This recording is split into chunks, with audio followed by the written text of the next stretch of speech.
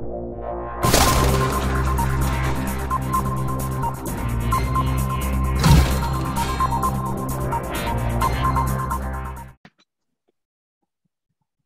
evening, folks. This is Deb Delapiana. This is the Factivist Report for Sunday.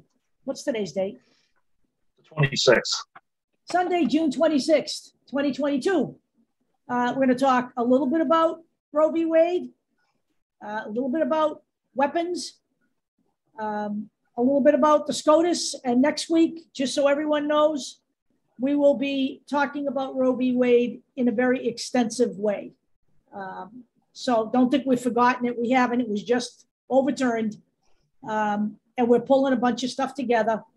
We've updated the website, and we're not just talking about the overturn and getting pissed off. We're actually talking about things we have to do to win this back, because I'm just going to warn you now. It's going to be a long battle. It took us a long time to have it overturned. You're just going to have to show some resolve, but we'll talk about that next week. So we'll turn it over to Dave right now. Okay. So before I get into it, and Deb could talk about it a little bit if she wants, we do have a Roe versus Wade Facebook website. We do moderate it.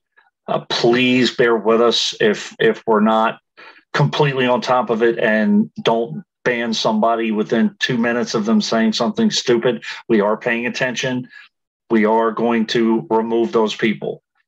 Now, just so you know, as of this morning, there were 3,800 people in there. Right. So I urge everybody coming in, so everyone understands what the rules are. There are rules. They're right there. And you need to look at them before you come into the group. We have some things that we just don't allow. And one of them is doxing. And by the way, we are not at this point showing any kindness to the right wing. We're not trying to talk them out of what they want. We're not trying to talk them out of their ideology. The time for that is well past it. We are not in that kind of a conservative environment anymore. The environment in this country now on the right wing side is extremely extreme. And there are just some things we're not going to deal with. We are not going to try to change hearts and minds on the other side of the coin. We need to forge ahead here. So, for those of you who criticize us for, hey, you're creating an echo chamber, yes, we are. Yeah. We are. Yep, we are. This is not, people's civil rights are not up for discussion. There is no justification for this. That's the position we take. The very first thing that I want to present to you are some resources for you, and this is specifically for Roe versus Wade. The Guttmacher Institute or Guttmacher Institute is an excellent resource. The one thing that I look at all the time is their map. Right now, this is a map that's up to date up to this past Friday. Nothing's going to happen over the weekend, so they update this a lot, and things are happening as we speak. You have all of these legislators and governors and everybody moving at a breakneck pace. I didn't want to do a full show on this, partly because this just happened, Thursday? So we want to give it full attention that it deserves. But I am giving you a few things on it as we saw. The states that are the most friendly, we have Alaska, New Mexico, Colorado, California, Washington. Oregon is the most protective state in regards to rights. And then you have Illinois, New Jersey, New York, Vermont, and Maine. One of the issues that Planned Parenthood actually talks about is the influx of people from other states. They may be a little overburdened, but make no mistake, the government is going to do everything in their power to make sure that women are allowed to travel and to get the services that they need. And that kind of travel is not going to be banned. The banning of that is not going to be tolerated. It is not. Joe Biden already said he's already won the Republicans that any attempt at that, and the feds are going to come down on them. Yeah.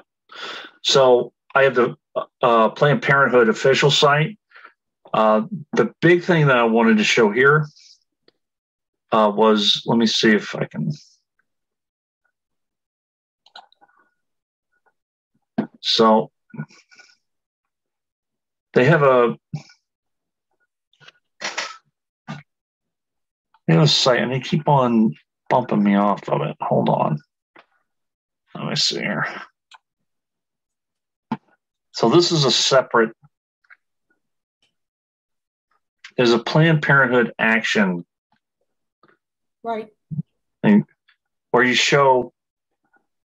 find your local officials, local organizations, local events. I am going to go to local events just to show you. You look for an event near you, because on our Facebook page, we constantly get, hey, do you know of any events in Arkansas? Do you know any events in Washington? Do you know of any events? I mean, what we would love to happen is for people to network with each other and get together and grow these events. The one that I know of right here is through the Planned Parenthood site. So, you know, so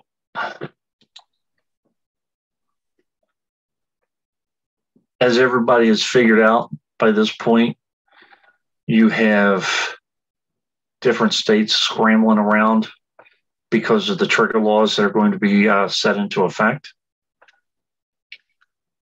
And this was a June 20th, this was yesterday, and it was actually updated June today, actually. So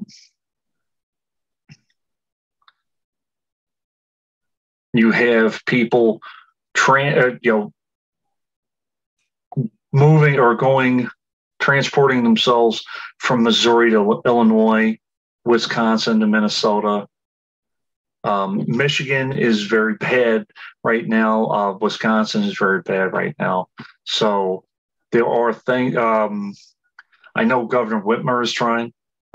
So if you know a state is very restrictive at this point and you have a Democratic governor, write your Democratic governor. Okay.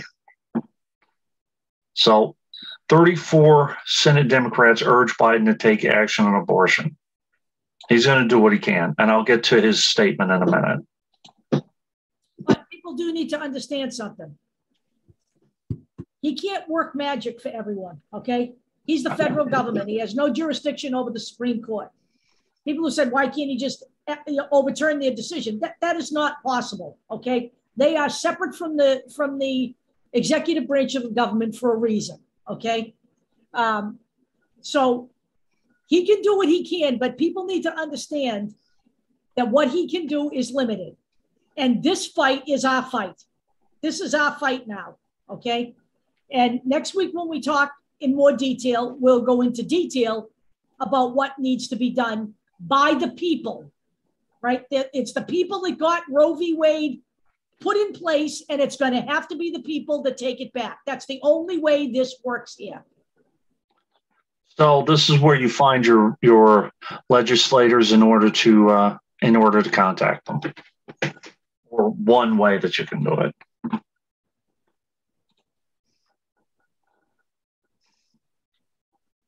This gets to the heart of it.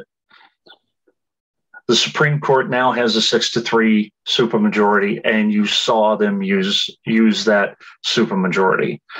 Justice Roberts, who is the Chief Justice, in name only at this point, basically there are a lot of reports out there saying that he's basically lost the court. because he is a conservative, but he wanted to move slower than these ultra-conservative justices want to move. So they're moving past him at this point.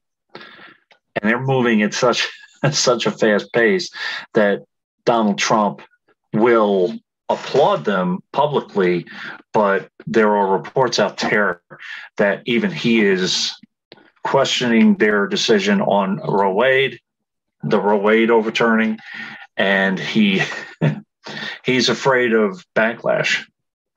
And let's show him that he was right to be afraid. So, and this is coming from, I'll give them credit, a Rolling Stone report saying that, Donald Trump is putting on a brave face. He was out there with Mary Miller of Illinois, praising the decision. But in the background, he's afraid that this is really going to piss some people off, and it should.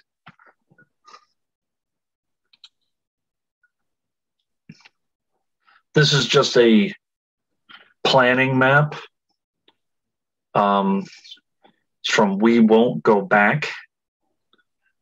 This is another way to search for an event, and you can see the dots everywhere. Not so much in the Midwest.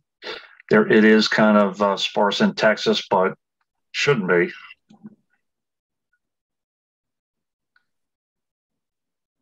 This is just a report about Chief Justice and, how he's lost his influence because he's not far enough to the right at this point.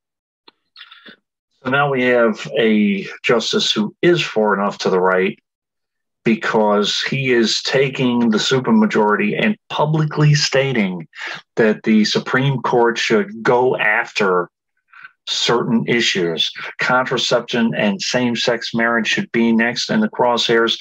Thomas says in his opinion, and as Deb says, he did not mention interracial marriage, which I will get to in a minute. Just because he didn't mention that doesn't mean that the Loving case could not potentially be overturned all the time. And he didn't mention it because he's in an interracial marriage. He's in an interracial marriage with Jenny Thomas. Thomas is judicial decisions only apply to certain groups of people. The other thing that's not on here, however, he did mention one other case, and it is about same-sex intimacy, which is not marriage. Does that mean we're going to reinstate the sodomy laws? Sodomy laws, yeah. Go back to the fucking dark ages in America? We're almost there now. So I just wanted to mention this real quick. Samuel Jackson rips Uncle Clarence Thomas for risking interracial marriage in a Roe reversal. Because remember, all of this hinged on one argument. So privacy, the right to privacy. Yep.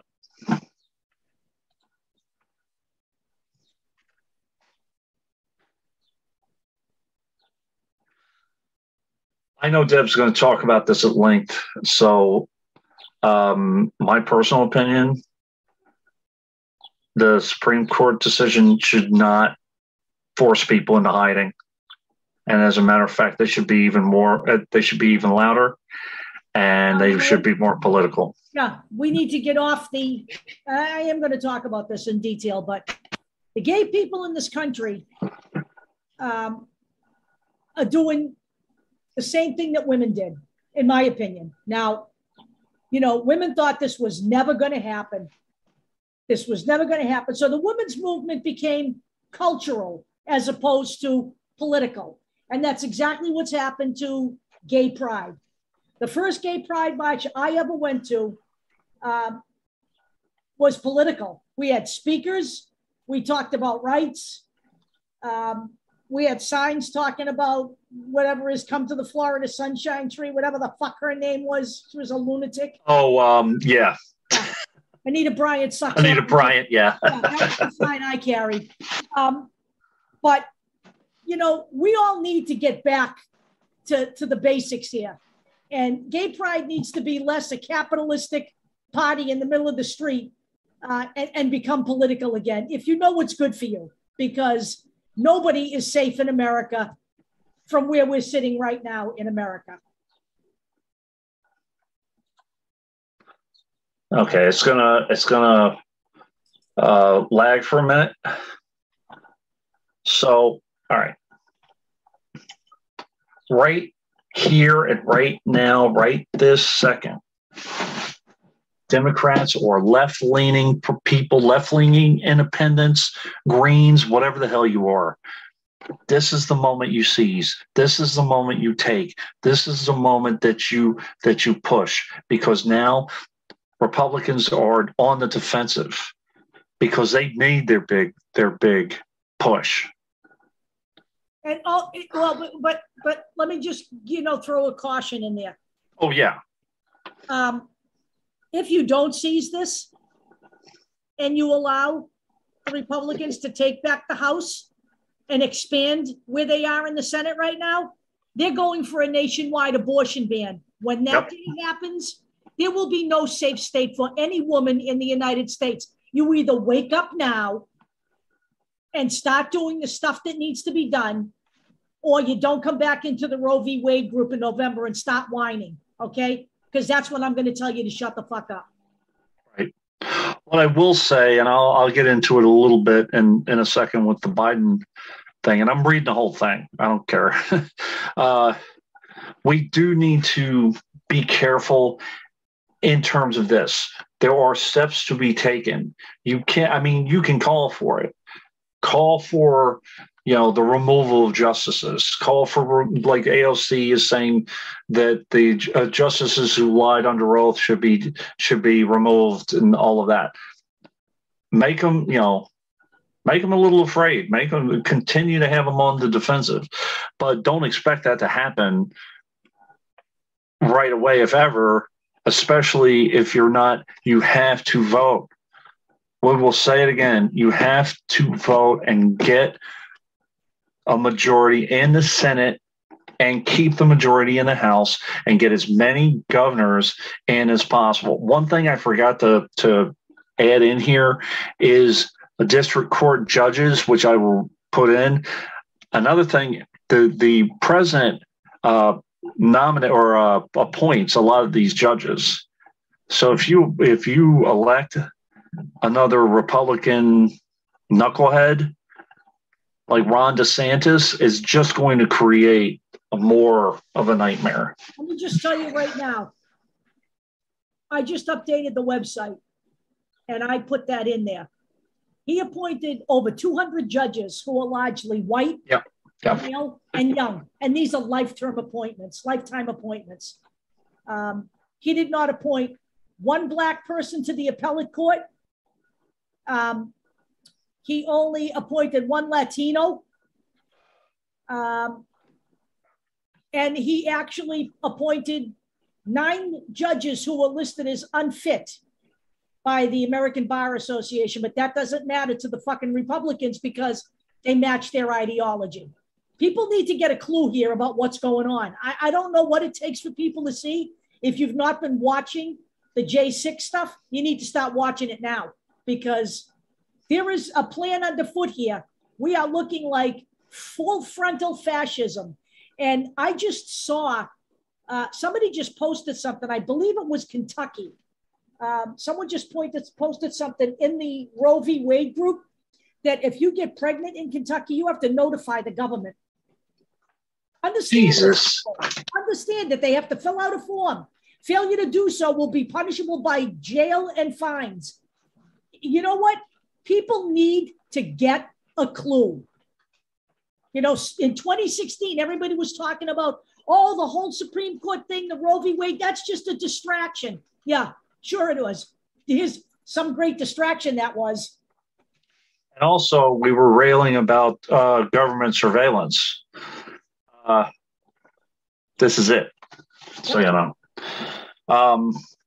so this is a transcript of the remarks made by President Biden on the Supreme Court decision to overturn Roe v. Wade on June 24th, 2022 at 12:37 p.m. Eastern Standard Time.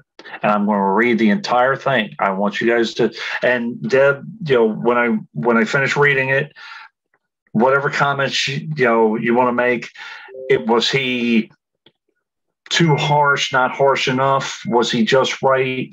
Who knows? But just your impression of it. Today it's not a hyperbole to suggest a very solemn moment. Today, the Supreme Court of the United States expressly took away a constitutional right from the American people that it had already recognized. They didn't limit it. They simply took it away. That's never been done to a right so important to so many Americans. But they did it, and it's a sad day for the court and for the country. 50 years ago, Roe v. Wade was decided, and it has been the law of the land since then.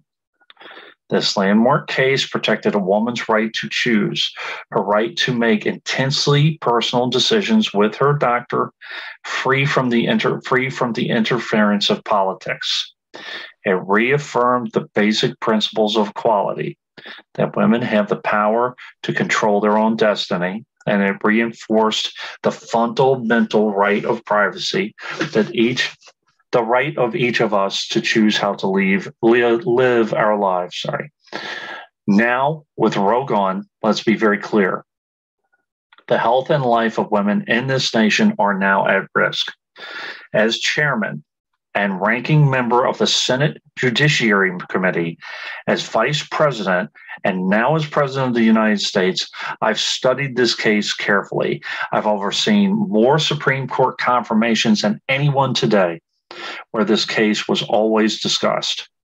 I believe Roe v. Wade was the correct decision as a matter of constitutional law and application of fundamental right to privacy and liberty in matters of family and personal autonomy. It was a decision on a complex matter that drew a careful balance between a woman's right to choose earlier in her pregnancy and a state's ability to regulate later in her pregnancy. A decision with broad national consensus that most Americans of face and backgrounds found acceptable, and that had been the law of the land for most of the lifetime of Americans today. And it was a constitutional principle upheld by justices appointed by Democrat and Republican presidents alike. Roe v. Wade was a 7-2 decision written by a justice appointed by a Republican president, Richard Nixon. In the 5 decades that followed Roe v. Wade, justices appointed by Republican presidents from Eisenhower, Nixon, Reagan, George W. and George H.W. Bush, were among the justices who voted to uphold the principles set forth in Roe v. Wade. It was 3 justices named by one president, Donald Trump, who were the core of today's decision to upend the scales of justice and eliminate a fundamental right for women in this country. Make no mistake, this decision is the culmination of a deliberate effort over decades to upset the balance of law. It's a realization of an extreme ideology and a tragic error by the Supreme Court, in my view. The court has done what it has never done before: expressly take away a constitutional right that is so fundamental to so many Americans that had already been recognized. The court's decision to do so will have real and immediate consequences. State laws banning abortions are automatically taking effect today, jeopardizing the health of millions of women, some without exceptions. So extreme that women could be punished for protecting their health. So extreme that women and girls who are forced to bear their rapist's child with a child of consequence. It just stuns me. So extreme that doctors will be criminalized for fulfilling their duty to care. Imagine having a young woman having to carry the child of incest as a consequence of incest. No option. Too often, the case of that poor woman are going to be hit the hardest. It's cruel. In fact, the court laid out state laws criminalizing abortion that go back to the 1800s as rationale. The court literally taking back America 150 years. This is a sad day for the country, in my view, but it doesn't mean the fight is over. Let me be very clear and unambiguous. The only way we can secure a woman's right to choose and balance that existed is for Congress to restore the protections of Roe v. Wade as federal law. No executive action from the president can do that. And I'm going to read that again because everybody talks about executive action. He's not going to make an executive order. No executive action from the president can do that. And if Congress, as it appears, lacks the votes to do that now, voters need to make their voices heard. This fall, we must elect more senators and representatives who will codify a woman's right to choose into federal law once again, elect more state leaders to protect this right at the local level. We need to restore the protections of Roe as a law of the land. We need to elect officials who would do that. This fall, Roe is on the ballot. And by the way, he does not say Casey versus Planned Parenthood. They are going back to Roe. They're strengthening it back to where it was, which is the right move. Personal freedoms are on the ballot. The right to privacy, liberty, equality, they're all on the ballot. Until then, I will do all in my power to protect a woman's rights in states where they will face the consequences of today's decision. While the court's decision casts a dark shadow over a large swath of the land, many states in this country still recognize a woman's right to choose.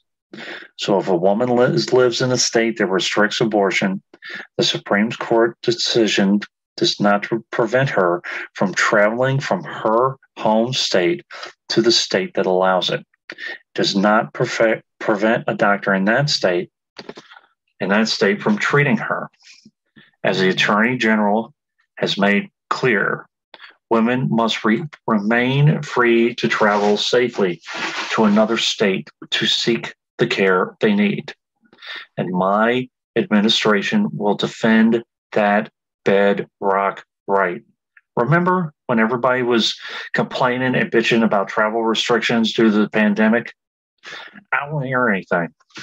So back to this. My administration will also protect a woman's access to medications that are approved by the Food and Drug Administration, the FDA, like contraception, which is essential for preventative health care, mifepristone, which the FDA approved 20 years ago to safely end early pregnancies and is commonly used to treat miscarriages. Some states are saying they'll try to ban or severely restrict access to these medications. But extremist governors and state legislators who are looking to block the mail or search a person's medicine cabinet or control a woman's actions, by the way, Kristi Noem is one of them, by tracking data on her apps, and she uses are wrong and extreme and out of touch with the majority of Americans. The American Medical Association and the American College of Obstetricians and Gynecologists wrote to me and Vice President Harris, stressing that these laws are not based on evidence and asking us to protect access to care. They say by limiting access to these medications, maternal mortality will climb in America. That's what they say. Today, I'm directing the Department of Health and Human Services to take steps to ensure that these critical medications are available to the fullest extent possible and that politicians cannot interfere in the decisions that should be made between a woman and her doctor. And my administration will remain vigilant as the implications of this decision play out. And by the way, this is setting up another Supreme Court case at some point because governors are already talking about restricting this. I've warned about how this decision risks the broader right to privacy for everyone. That's because Roe recognized the fundamental right to privacy that has served for the basis for so many more rights that we've come to take for granted that are ingrained in the fabric of this country. The right to make the best decisions for your health, the right to use birth control, a married couple, the right for privacy of their own bedrooms, for God's sake, the right to marry the person you love. Now, Justice Thomas, Clarence Thomas, has said as much today. He explicitly called to reconsider the right of marriage equality, the right of couples to make their choices on contraception. This is an extreme and dangerous path the court is now taking us on. Let me close with 2 points. First, I call on everyone, no matter how deeply they care about this decision, to keep all protests peaceful. Peaceful, peaceful, peaceful. No intimidation. Violence is never acceptable. Threats and intimidation are not speech. We must stand against violence in any form, regardless of your rationale. Second, I know many of us are frustrated and disillusioned that the court has taken away something that's so fundamental. I know so many women are now going to face incredibly difficult situations. I hear you. I support you. I stand with you. The consequences and the consensus of the American people, core principles of equality, liberty, dignity, and the stability of the rule of law demand that Roe should not have been overturned. With this decision, the conservative majority of the Supreme Court shows how extreme it is, how far removed they are from the majority of this country. They have made the United States an outlier among developed nations in the world. But this decision must not be the final word. My administration will use all of its appropriate lawful powers. But Congress must act. And with your vote, you can act. You can have the final word. This is not over. Thank you very much. I'll have more to say on this in weeks to come. Thank you. He's about right. I don't know what else at that moment he could do. He can't do anything. I know. I see people, the one thing I see in the Roe v. Wade group still are people looking for the magic bullet. Yep. Why isn't he doing this? Because he has no jurisdiction over the Supreme Court. That's why he can't do that. Executive orders don't work with Supreme Court decisions. Okay. It's the same principle, with Citizens United. The only people that can overturn Citizens United are the people that put it in place to begin with, the Supreme Court. And that's not going to happen with this Supreme Court. I don't know what to tell people. There is nothing that's going to restore Roe v. Wade in a week, in a month, in 5 months. It's going to take work. And it's on the people now. It's on the people. I don't know what people got the idea that we had no part in this whole process. We have a big part in this process.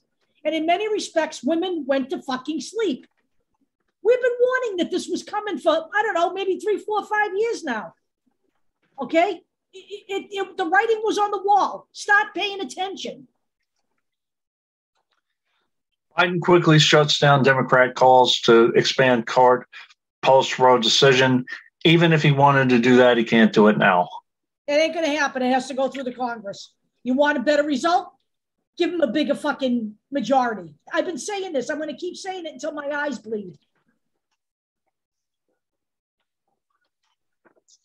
So this is one of the things that Biden was talking about. South Dakota Governor Kristi Noem, ban abortion pills, but don't punish women for them. Fuck you. So, Kristi Noem's a sub-level human being. She should not be called a woman. Now we're talking about the Plan B pill rising in price because of the recent events. It's harder to find, and it went from like $10 to $50 in a very short period of time. I'm getting tired of some of those. So let me talk to you about Plan B. Okay. There are right-wing people out there talking about Plan B being an abortion pill. It is not an abortion pill. Plan B prevents a woman from ovulating. All of that occurs before fertilization. It is not an abortion pill. But by the way, some states are trying to make IUDs illegal or punishable, criminalizing them by making women face murder charges.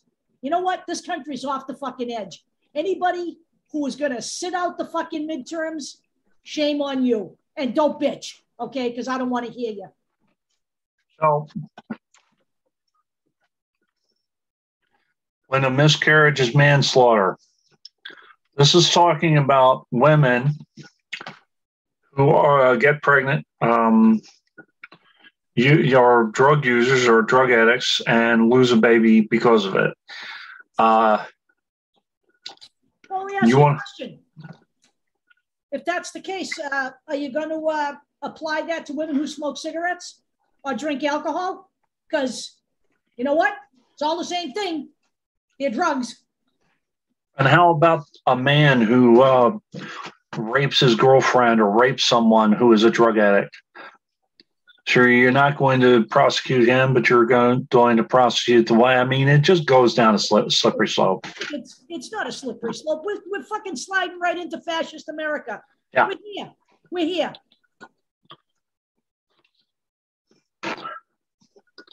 This is Asa Hutchinson from Arkansas. Abortion providers should face criminal penalty, not women. So they're going after the providers. That's quite Asa. So now, here is fucking job. Now, your fucking job. One thing I forgot to put in there, and Deb, I'll definitely give it to you because this is a great article. Talks about how Sam ALITO said that there was no precedent that abortion wasn't mentioned. Actually, it was. Right. It was in the slavery that women cannot be controlled, and this is control. Yep. So it was actually a pretty good article. I'll give it to you for next week. But now we're talking about the contradiction. So you're talking about abortion has to be states' rights, state rights, states' rights, state rights. With gun control, the Rowan case, the Supreme Court decided that a law from I believe it was 1911, this is 110 years or so, was unconstitutional, even though New York State was exercising their state's rights. So which is it? But don't worry, they have their reasonings. You know? Right. Like everything else. Yep. So I will be talking about this. I know in future weeks, one of the things that is a sticking point for concealed, this is about concealed carry. This is not about open carry. The sticking point was that the Supreme Court decided that states cannot require somebody to have to give a reason past self-defense to conceal carry. But there are certain things that they can require, such as safety training and licensing and background checks and things of that nature. The background check gets a little interesting because mandatory background checks performed by the police have already been deemed unconstitutional by the Supreme Court. So how can you call for background checks when you've already said it's not illegal to mandate them? I'm just saying. So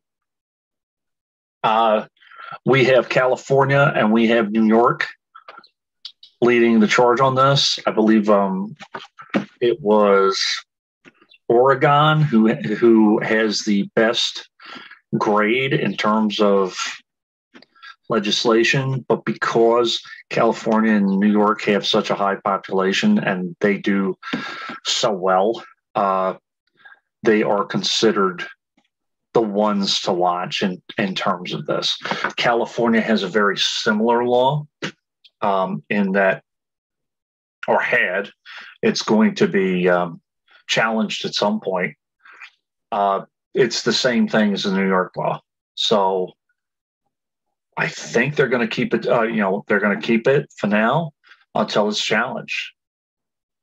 And we'll see, we'll see what happens. This is just discussing what it was, what the Supreme Court case was and what they were discussing, which was, again, to me, the big sticking point here is what is called sensitive areas. What is a sensitive area in which people can be told they can't carry a weapon into an area? Schools, by the way, you have right-wingers telling teachers they should be arming themselves. So you have schools, you have churches, you have polling places, and then you get into different situations like the subways. I spoke about the Long Island Railroad massacre so many years ago, like Colin Ferguson, when he shot and killed many people and injured, I think it was 21 people. He killed how many people? I think it was 6, right? I think it was 6. I don't want to. He wounded 19. Admit myself. Yeah, I wounded 19, 20, something like that. So we just had some recent subway casualties. So very soon there's going to be a special session by Kathy Hochul. She did the absolute right thing here and calling a special session and also preparing for this ahead of time. And as soon as the decision came down, she had people pouring through the decision, and she looked at the wording and she responded. So I'm going to read a little bit of this. Conservative majority court ruled 6-3 on June 23rd that the New York guns permit law infringed upon a person's self-defense rights. And by the way, the Second Amendment until 2008 never mentioned anything about self-defense. The self-defense rights, you means the 0.2% of the people that use guns for self-defense? Right. Right? Yeah, okay. The court rules in America. The court did previously indicate, however, that restrictions in carrying guns in sensitive places is appropriate. That's where the sticking point is going to be. That's where, people are going to argue back and forth. So Hochul contended High Court's decision Thursday is not just reckless, but reprehensible. And she basically said that she has lawyers round the clock looking at this thing and making absolutely sure that they follow the laws as closely as they can, or follow the decision as closely as they can. So that, since the decision was released, I've been working around the clock with our partners in the legislature to craft gun safety legislation in response to this ruling that will protect the New Yorkers. And this is going to be ongoing. So they are right now drafting new laws. They're talking about background checks, mandatory background checks for those under 21, between 18 and 20, and be able to go through their juvenile records, which I believe is part of the gun bill as well. So that is protected. New York lawmakers draft gun laws in response to the Supreme Court, which could restrict guns in sensitive places like schools and transit. The Supreme Court didn't mention transit. That is a big deal So to New York. are we gonna allow guns in the voting booth? Do we know? No, they're not. Good, because you know what? You can't wear a fucking political T-shirt to vote, so why should you be able to carry a fucking gun? Right. No polling places. Stadiums, concert halls. Just saying. That's okay. I'm never going to another fucking concert. I know. But recipe for freaking disaster. It is. It's ridiculous. It's really unfucking believable to think that they think that this is an infringement on people's rights. It is so amazing to me that this is where they focus their conversation about rights.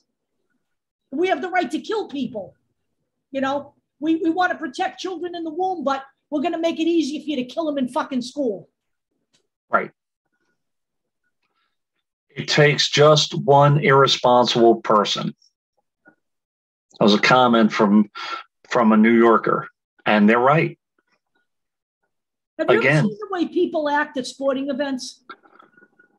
I see it all the time. It's amazing. And they film them. They film them on TikTok. A Rangers fan who or whatever at a Rangers game, one person knocks somebody out. Imagine a gun's involved. So it's disgusting. It really is. So SCOTUS gun ruling prompts fear, anger among New York City subway drivers. Now, these people have to get to work somehow. Some of these guys take transit from the city, from Queens, Brooklyn, wherever, to my facility in Bethpage, New York. If they don't take public transportation, what are they going to have to do? They're going to have to drive or have someone drive, which creates an increase in fuel demand. They don't really. I can play that game too. I'm just saying. But this is something that is really going to stir up some New Yorkers, especially the guys in the city. You know, transit riders and workers express a mix of fear and indignation in the wake of Thursday's ruling, in some cases accusing the conservative-leaning court of imposing a dangerous precedent and a dense urban environment that they don't understand. Talk to Carolyn McCarthy. She's still alive. Her husband was killed in the Long Island Railroad massacre, by the way. So now we have a couple of things from Everytown. So this is an information page on the NYS RPA Rifle Pistol Association, I think it was, versus Berwyn. I know. This is just the proper cause thing. Guess what? All of the top states have proper cause laws. And now they're all going back and trying to figure out, by the way, this is causing states to strengthen certain laws and go back and change some things. So the big, and again, the big thing I honestly believe is what is considered a sensitive place. This is the page from Everytown on the Bipartisan Safer Communities Act. What they stated was this was legislation. It was bipartisan to a degree anyway. So none of this is going to be challenged in the courts. So,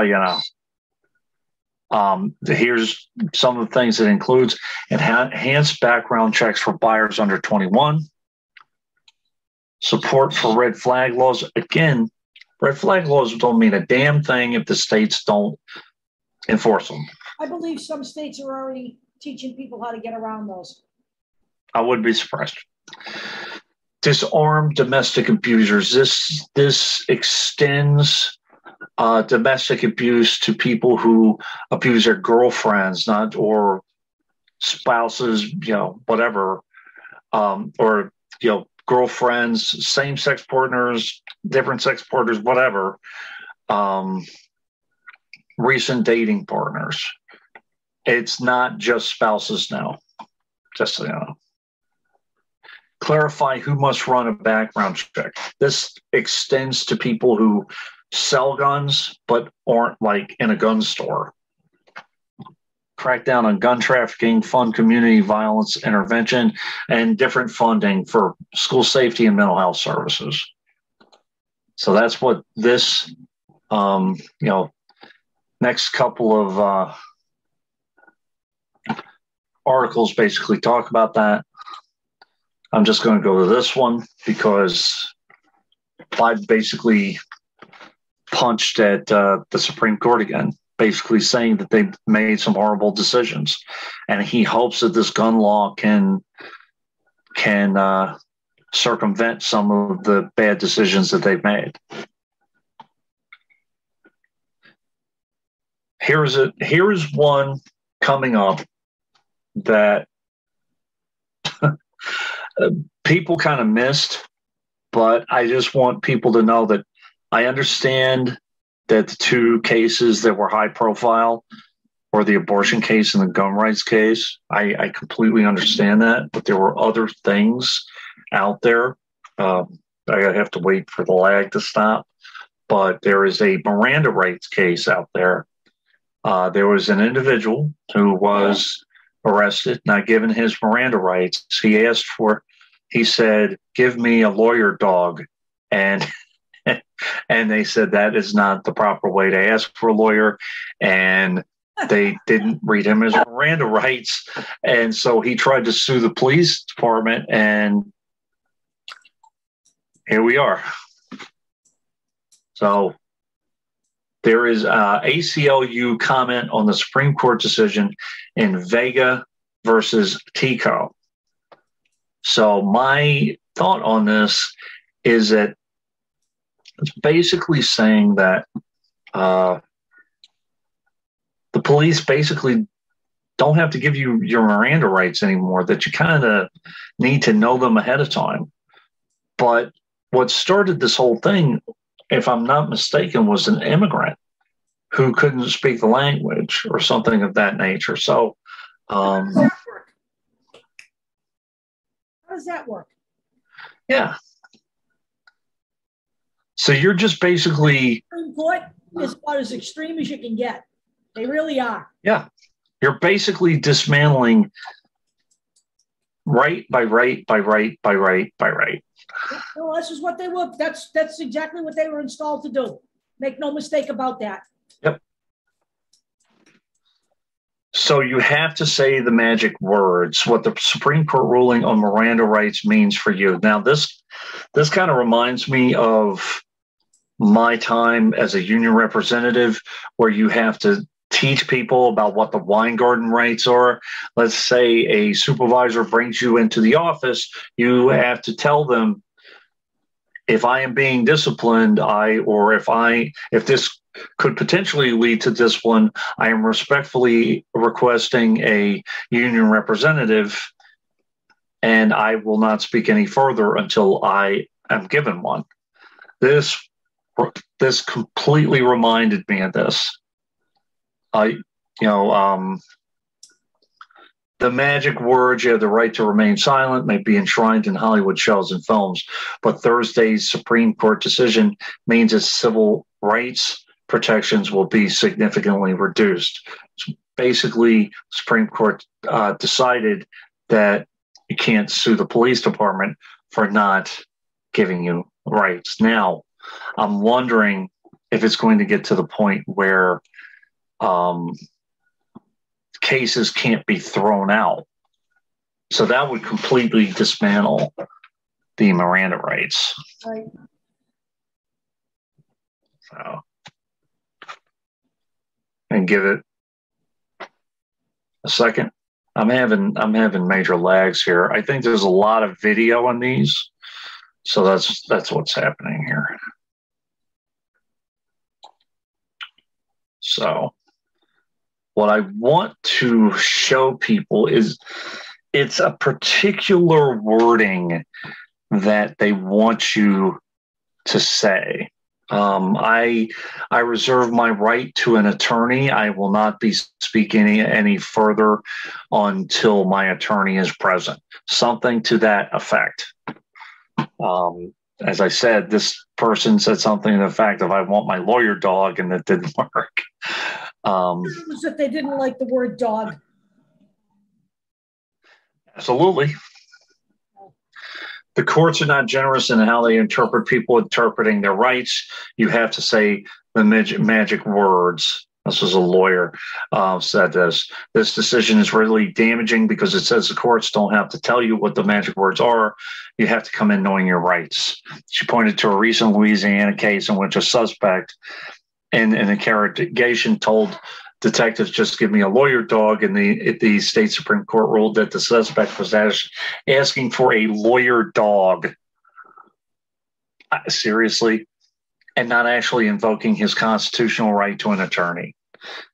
The magic words legal experts told USA Today must be affirmatively and explicitly stated as, for example, I want my lawyer and I want to remain silent, or I want my lawyer and I am invoking my right to remain silent, and then shut up.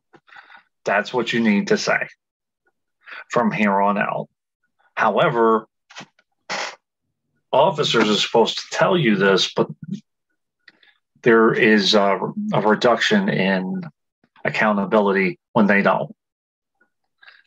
So there are two Supreme Court cases that I want to make people aware of that are still awaiting a decision. One is an environmental case, which I'm actually terrified of. West Virginia versus Environmental Protection Agency is all about the federal government's ability to create environmental regulations.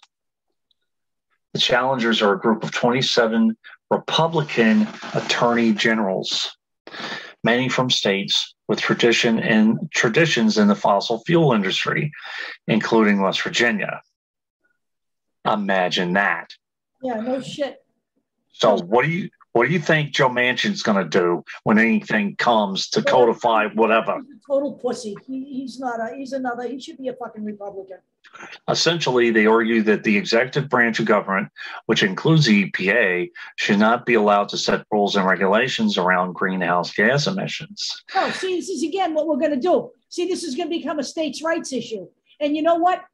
The other reason this particular version of the Supreme Court was installed was to go after climate change. I'm going to tell you that right now. Yeah. We're all going to be fucking swimming in the fucking soup before you know it, because these people just don't believe that climate change is fucking real, no matter what. Should not be allowed to set rules and regulations around greenhouse gas emissions. Rather, it should be the Congress to do so, they say. Now, fine. Again, you want to do that. Let's play that game. Again, you need to vote. You need to ramp that Senate majority up. I'm going to tell you, ramp it up. If you're not going to participate, this country is going to become a fucking gulag in a very short period of time. It's already on its way there. We have people traveling from state to state to get abortions already. Right. This basically dismantles the EPA, by the way. Yep. Despite that, a wide-ranging ruling could weaken a federal government's. Neither of the actual regulations are at the heart of the case. The Obama-era Clean Power Plan and the Trump-era Affordable Clean Energy Rule are currently in effect.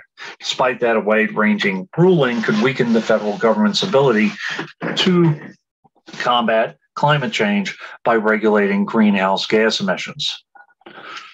The next one is this has already been taken care of. We been talking about that one. It's already been decided. Remain in Mexico, Biden versus Texas. The case over the so-called Remain in Mexico immigration policy, which was enacted by then President Trump in 2019. Policy requires many asylum seekers to stay in Mexico while they wait for asylum hearings, a wait that typically takes months or years. The Biden administration has tried to end the policy twice, first in June of last year and again in October. Lower courts have ordered the administration to reinstate the policy after challenges from Texas and Missouri, who argue that efforts to reverse the policy violated administrative and immigration law. So, again, so I'm going to end with this. This gives people a head start. This is a list in Ballotpedia of cases 2022 and 2023. Okay. I guarantee you a lot of that is going to be states' rights cases. I'll look at it. One of them I know is one of the cases, the case that Ketanji Brown Jackson has already said she's going to recuse herself from because it's a Harvard case.